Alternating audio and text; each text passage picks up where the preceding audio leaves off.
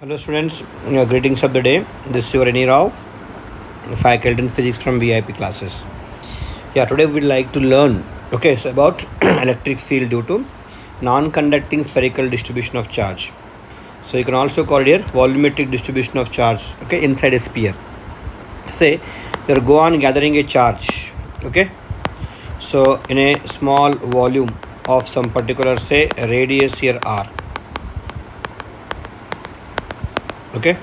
So radius of this distribution is here r. So here now if you consider, so whenever you give a charge to a conductor, it distributes on its complete outer surface. So when you consider non-conducting, so wherever you keep the charge, it stays there only. You go on bringing the charge and gather and form a spherical distribution of radius r. So here our aim is to find the field because of this distribution at any particular point P, outside. So for example at some r, right? So what is the method of finding the charge? Wherever you want to find the field, just imagine a unit positive charge at that particular point, right? And this entire spherical distribution, what happens? For this charge, it will repel. So the direction of the field will be like this. So wherever you can keep, so in the vicinity of here at any particular point P, if we keep 1 coulomb charge here, it experiences force radially outward. So around it spherically distribution and field is here radially outward. Now, so already we have seen, so you know also that whenever charge is spherical distribution, we can treat it as a what? Point charge. So entire charge is what? At center Q and distance what? Some r at point P. So already you know that field because of point charge, we know formula KQ by what? R square. In vector form if you want to write into what? R cap, where R cap is a unit vector along radially outward direction for outside point. Now, so here we try to derive that field at a particular interior point of the spherical distribution. So interior point of what? Spherical distribution. So if you consider here, so spherical distribution of charge. So now as the entire charge is uniformly distributed in its volume, right? Say volume charge density is rho. So if I take Q is the total charge in volume V, per unit volume how much charge is stored? That is Q by V. This is called volume charge density.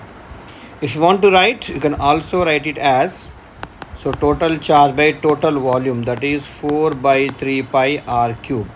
So volume charge density becomes now 3Q by 4 pi r cube, right? So now our aim is to find field because of this particular distribution. So you can take any outside point already by using Gauss law applications we have done, right? Spherical distribution. So for any outside point by using the Gauss law, we can do it here, Now we'll take all the points here. So exterior point.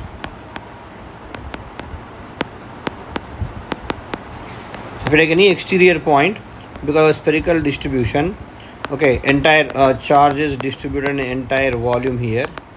Any particular point P if you want over here, R, which is more than a radius of the spherical distribution.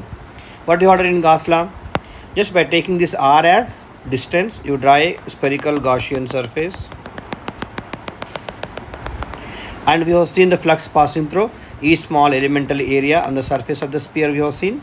So this will be what? So if you draw outward normal, ds cap or n cap, which will be ds bar here, the small elemental area ds, outward normal n cap.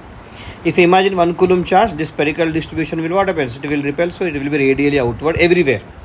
So total flux is equal to, what you can do? Surface integral E bar dot ds 1 by epsilon naught times charge enclosed. So here E into 4 pi r square surface area of the Gaussian surface having radius r. Total charge encloses this entire charge capital Q by epsilon naught.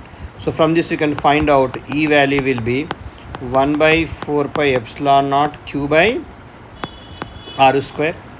If you want to write in vector form beta, E bar will be how much? That is K Q by r square into what? R cap. So same method of a point charge as we have discussed.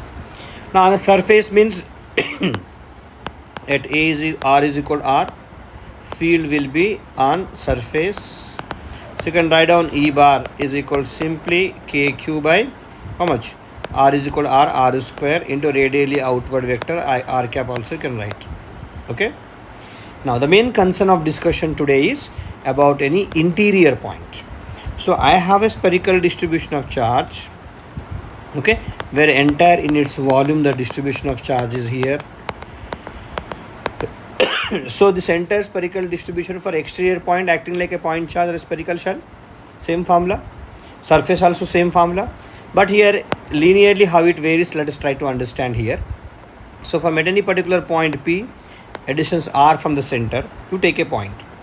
By taking this r as radius, so you draw a spherical Gaussian surface like this. Okay, yeah. Now our aim is to calculate the entire flux through this particular spherical Gaussian surface of radius r. For that purpose, you have to, so total flux passing through the spherical Gaussian surface, what you can write? Surface integral E bar dot ds 1 by epsilon naught times charge enclosed. So what is the charge enclosed in small radius r? Okay, as a uniform distribution directly you can take.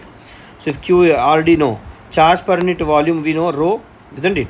So that is equal to how much we got? 3q by 4 pi r square. So 3q by 4 pi r cube, sorry. Okay, yeah. Now what is the volume, what is the charge in this volume of small radius r? That is small q is equal to charge per unit volume into that volume,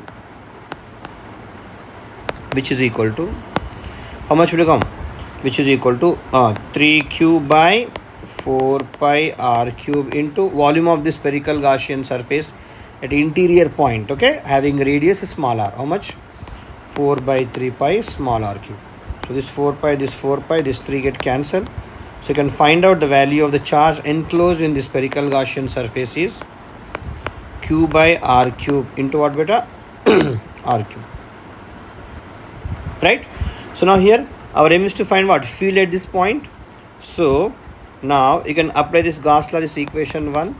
So now 1 implies, so E everywhere is constant, radially outward, isn't it? Magnitude E out of integral. Surface integral is 4 pi r square. 1 by epsilon naught times charge enclosed is q by r cube into r cube. So from this we understand the value of E is this 4 pi you bring here, 1 by 4 pi epsilon naught q by r cube into small r cube by r square.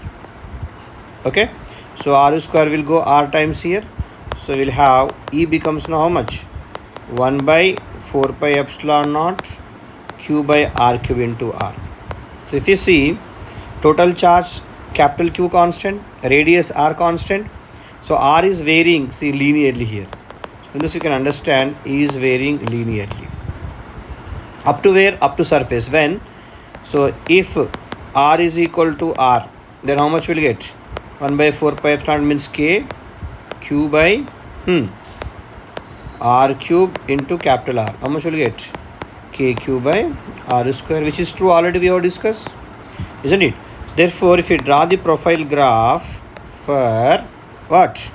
This E versus this radius r, radial distance r. So at center you can put r is equal to 0. That value will be 0 here. So we'll vary linearly up to where? Up to surface, and the value at surface becomes kq by r square, and outside r it varies what function? As a adverse in exterior point, you can see your equation q by r square into r cap, isn't it? Therefore it varies inverse relation. Fine. So E varying as 1 by r square profile, E is equal to r. Okay, so graph is also important, result is also important. Okay, so this is how we find non-conducting spherical distribution of charge.